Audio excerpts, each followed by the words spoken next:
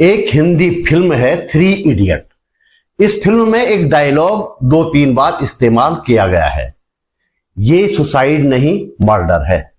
देहरादून में एक बिल्डर सत्येंद्र साहनी, जिनका नाम बाबा साहनी भी बताया जा रहा है, उन्होंने एक बिल्डिंग के 8वें माले से कूदकर आत्महत्या कर ली। देखने में तो ये एक सुसाइड से ज्यादा कोई मामला है नहीं। सुसाइड नोट के आधार पर 2 लोगों को पुलिस ने गिरफ्तार कर लिया है, लेकिन मामला इतना भर नहीं है। यह सुसाइड नहीं, वास्तव में मर्डर है। और इस मर्डर में शामिल हैं उत्तराखंड के कई नेता, धर्म के नाम पर उद्योग चलाने वाले और यहां तक कि कुछ साधु संत भी। प्रमाणों के साथ बात करेंगे इस वीडियो में।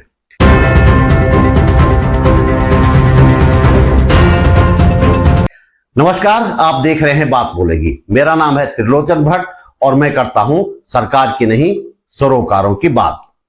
सत्येंद्र साहनी ने 24 मई को राजपुर रोड क्षेत्र में एक बिल्डिंग से कूदकर आत्महत्या कर ली। एक सुसाइड नोट भी उन्होंने छोड़ा। इस नोट के आधार पर अजय गुप्ता और अनिल गुप्ता नाम के 2 लोगों को पुलिस ने गिरफ्तार कर लिया। वे अब जुडिशियल कस्टडी में हैं।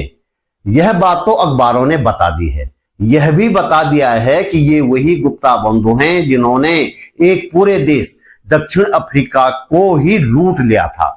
यहां के राष्ट्रपति के साथ मिलकर, गुप्ता बंधुओं के साथ मिलकर देश को लूटने का मामला सामने आने के बाद दक्षिण अफ्रीका के राष्ट्रपति को इस्तीफा देना पड़ा था और जेल जाना पड़ा था। गुप्ता बंधु वहां से भाग गए थे और सऊदी अरब में छिप गए थे। उन्हें पकड़ने के लिए दक्षिण अफ्रीका ने सऊदी अरब के साथ प्रत्यर्पण संधि तक की। ये सब बातें भी मीडिया में कमोबेश आ चुकी हैं, मीडिया ने आपको बता दी है। लेकिन इन गुप्ता बंधुओं ने उत्तराखंड पर कौन कौन से महान उपकार किए हैं और उत्तराखंड सरकार ने बदले में इन गुप्ता बंधुओं को क्या क्या अर्पित किया है। उत्तराखंड के नेता ही नहीं, धर्म के नाम पर दुकान चलाने वाले तथा कथित साधु संत भी किस तरह लट्टू की तरह इन गुप्ता बंधुओं के आगे पीछे घूमते रहे, यह मीडिया ने नहीं बताया है। आपको इस बारे में जानकारी होनी जरूरी है, इसलिए मैं ही बता देता हूं। और आप लोग जो इस वीडियो को देख रहे हैं, आपसे निवेदन है कि ये वीडियो ज्यादा से ज्यादा लोगों तक पहुंचाएं ताकि उन्हें भी खबर हो जाए। सत्येंद्र साहनी ने अपने सुसाइड नोट में लिखा है कि अनिल गुप्ता और अजय गुप्ता उन्हें धमकी देते थे कि इंटरनेट पर देख लेना हमने दक्षिण अफ्रीका में क्या किया था। दक्षिण अफ्रीका के इन आर्थिक अपराध के भगोड़ों में इस तरह की धमकी देने की हिम्मत कहां से आई? इन्हीं नेताओं और तथाकथित बड़े नाम वाले सन्यासियों से। जरा ये तस्वीरें देखिए और पहचानने की कोशिश करिए।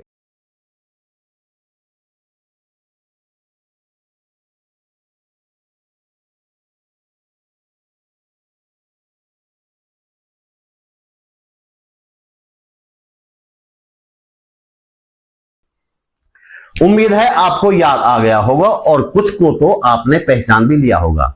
जी हां, ये तस्वीरें उन्हीं गुप्ता बंधुओं के बेटों की शादी के हैं, जिस शादी के लिए हमारे एक प्रसिद्ध पर्यटक स्थल औली को मलमूत्र और कचरे का दलदल बना दिया गया था। बाद में वह कचरा बताते हैं कि ट्रकों में ढोकर देहरादून का में जो सीसमबाड़ा प्लांट है उसमें पहुंचाया गया था। 200 करोड़ रुपए खर्च हुए थे इस शादी में। बात औली को गंदलाने की तक ही सीमित नहीं थी। आपको याद आ गया होगा कि नेता और धर्माचार्य कैसे उछल उछल कर इस शादी में शामिल होने के लिए पहुंच गए थे और सिर पर ऐसा साफा बांधकर शामिल हुए थे जो शादियों में आमतौर पर परिवार के नजदीकी रिश्तेदार ही बांधते हैं। यानी कि ये सभी तो इन गुप्ता बंधुओं के परिवार वाले ही हुए ना।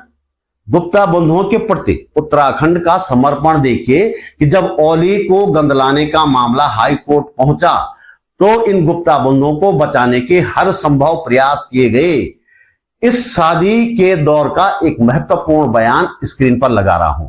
ये उस वक्त की एक फेसबुक पोस्ट है महेंद्र भट्ट की।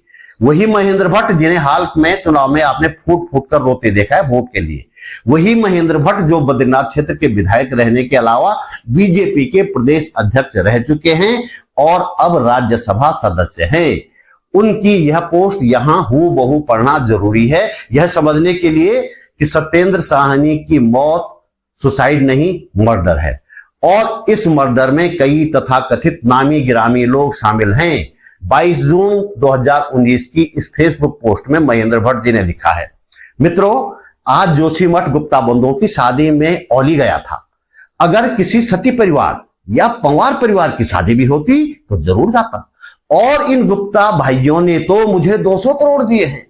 ये कौन से 200 करोड़ हैं साफ नहीं है।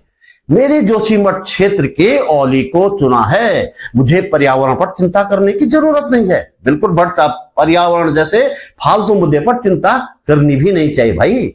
आगे लिखते हैं, जिन्होंने पर्यावरण का नारा देकर मेरे क्षेत्र का विकास रोकने का प्रयास किया, मैं उनका भी विरोधी रहा हूं। मैं चाहता हूं कि विश्व का प्रत्येक नागरिक मेरी विधानसभा में ऐसा कार्य करे कि मेरे क्षेत्र का नाम हो। स्वामी रामदेव जी महाराज सहित अनेकों हस्तियां यहां आई हैं, जिनके समर्थक मेरी विधानसभा में अपने मांगलिक कार्य करेंगे। आगे भी लिखा है ब्ला ब्ला ब्ला। और मैं माननीय मुख्यमंत्री त्रिवेंद्र सिंह रावत जी, प्रदेश अध्यक्ष अजय भट्ट जी, कांग्रेस नेता पूर्व मुख्यमंत्री श्री हरीश रावत जी और सभी प्रमुख हस्तियों का आभारी हूं जो ओली में शादी में सम्मिलित हुए। अब जरा सांसद अजय भट्ट का बयान भी देख लीजिए। कह रहे हैं कि उन्हें इस शादी को लेकर डर था कि कहीं गुप्ता बंधु पर्यावरण से छेड़छाड़ तो नहीं कर रहे हैं, लेकिन जैसे ही बाबा रामदेव, स्वामी चिदानंद, बालकृष्ण जी ओली पहुंचे तो सारा संशय खत्म हो गया। यानी कि इन तीनों का यहां आना एक तरह का सर्टिफिकेट हो गया भट्ट जी के लिए, अजय भट्ट के लिए। इस शादी के लिए सत्ताधारी बीजेपी कितने उत्साह में थी, इन बयानों से समझ में आ जाता है। दक्षिण अफ्रीका के भगोड़े इन गुप्ता बंधुओं के 2 बेटों की शादी के लिए पूरे ओली को समर्पित कर देने वाली उत्तराखंड सरकार ने इनके लिए और क्या क्या किया, ये भी जानना बेहद जरूरी है। गुप्ता बंधुओं को न सिर्फ बीजेपी ने ओली को तहस नहस करने की इजाजत दी और न सिर्फ उन्हें उनकी करतूतों की सजा से बचाने के लिए मुख्यमंत्री ने हाई कोर्ट में ओली को बुग्याल मानने तक से इनकार कर दिया, बल्कि बात इससे कई आगे बढ़ी। बीजेपी सरकार ने इन भगोड़े अपराधियों को Z+ सुरक्षा तक दे दी, जबकि वे उत्तराखंड के रहने वाले भी नहीं हैं भाई, सहारनपुर के हैं। छिपने के लिए देहरादून आए हुए थे।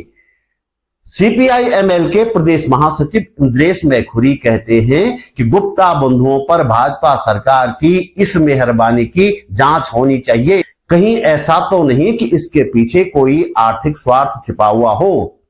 वे कहते हैं कि उत्तराखंड में गुप्ता बंधुओं के तमाम कारोबार का भी खुलासा होना चाहिए और यह भी स्पष्ट होना चाहिए कि उन्हें किसका संरक्षण हासिल है।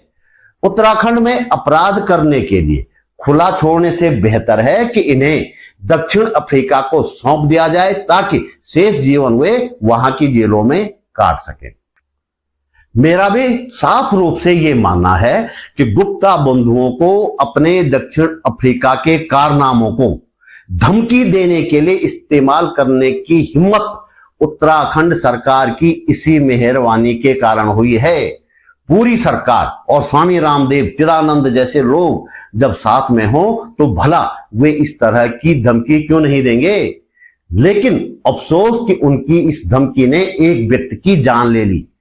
सरकारी संरक्षण ने इन गुप्ता बंधुओं को इतना अहंकारी और इतना दबंग बना दिया था कि वे सत्येंद्र साहनी की बनी बनाई कंपनी को ही हड़पने के प्रयास में थे। उनके खिलाफ इन लोगों ने एक मुकदमा भी दर्ज करवाया था सहारनपुर में। अपनी पूरी की पूरी स्थापित कंपनी को इन अपराधियों के हाथों सौंपने के बजाय सत्येंद्र साहनी ने आत्महत्या कर ली। साफ है कि इस मौत के लिए गुप्ता बंधुओं के साथ ही उन्हें शह देने वाले लोग भी शामिल हैं। तो दोस्तों, इस वीडियो में इतना ही। आप महसूस करते हैं कि इस वीडियो को बनाने में थोड़ी बहुत मेहनत मैंने की है और आपको इससे कुछ काम की जानकारी मिली है, तो लाइक कमेंट के साथ शेयर भी जरूर करें। यदि आप समर्थ हैं तो अपने जेब खर्च में से एक छोटी सी राशि, में बार बार कहता हूं, एक छोटी सी राशि निकालकर आर्थिक सहयोग करें। आप YouTube पर वीडियो के नीचे ज्वाइन बटन पर जाकर या सुपर थैंक्स पर जाकर सहयोग कर सकते हैं। वीडियो में मैंने बार कोड भी लगाया है और डिस्क्रिप्शन में बैंक डिटेल भी है। मेरा चैनल सब्सक्राइब करें, फेसबुक पेज फॉलो करें, बात बोलेगी .com भी देखें। जल्दी मिलते हैं एक और वीडियो के साथ। नमस्कार।